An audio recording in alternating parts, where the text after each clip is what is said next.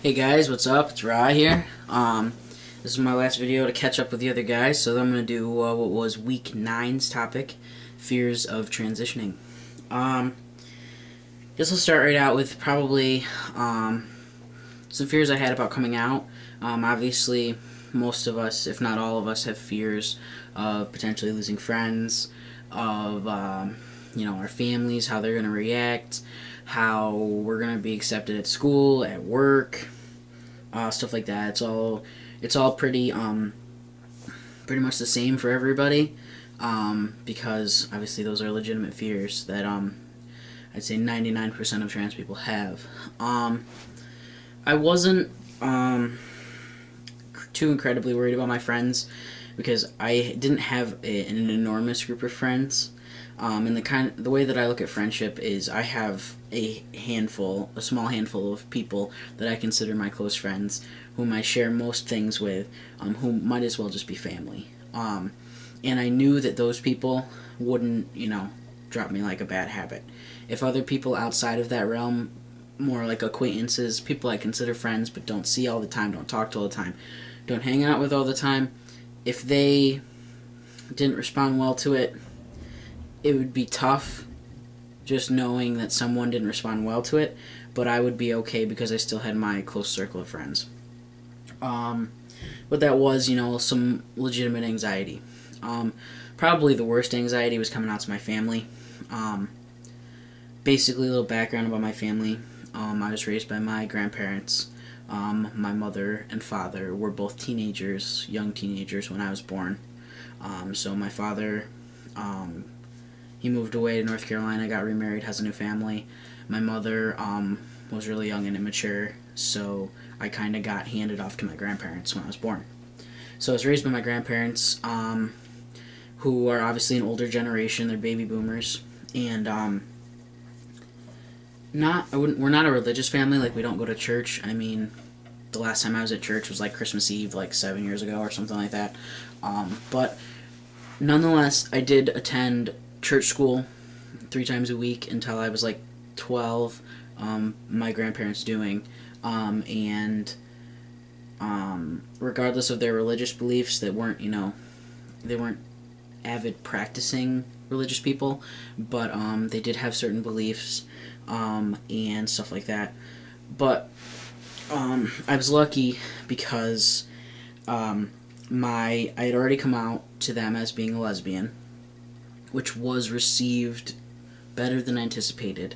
I was lucky enough to have several older people in my family, cousins, an aunt, an uncle, people like that who were already gay, and so it wasn't as taboo to them as it might be for other people their age, because they had family that was already gay. So another one really wasn't that big of a deal, I guess. But this was something completely new.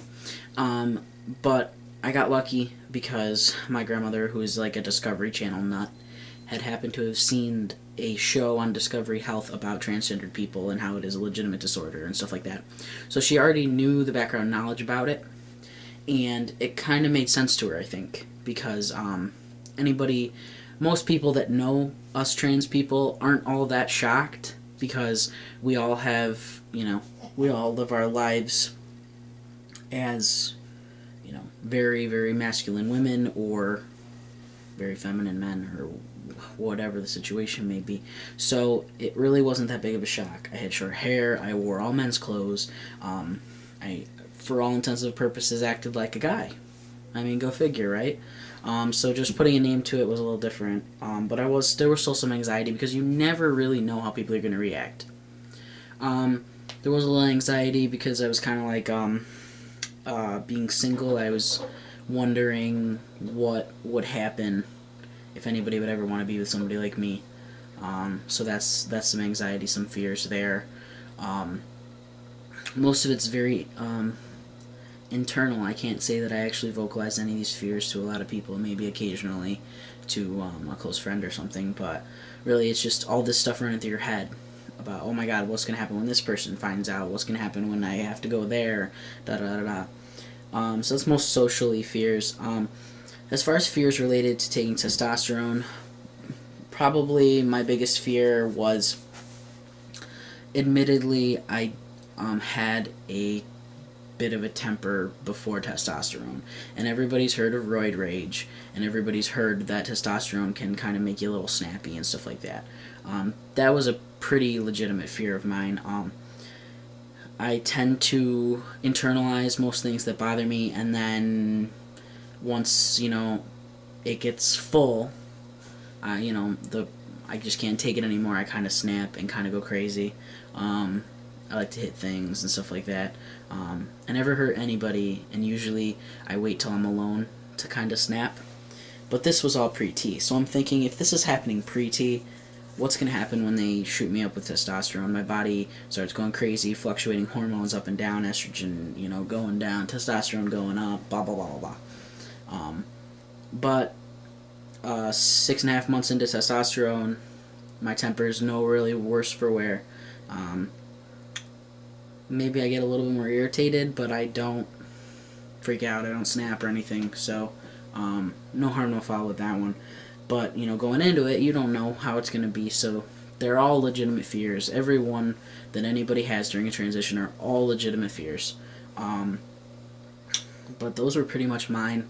I mean, I feel like they're pretty generic. I feel like most people transitioning have similar fears. But, that's pretty much it. So that's it for this video, which was, again, week 9. And I'm Ryder, your Sunday guy.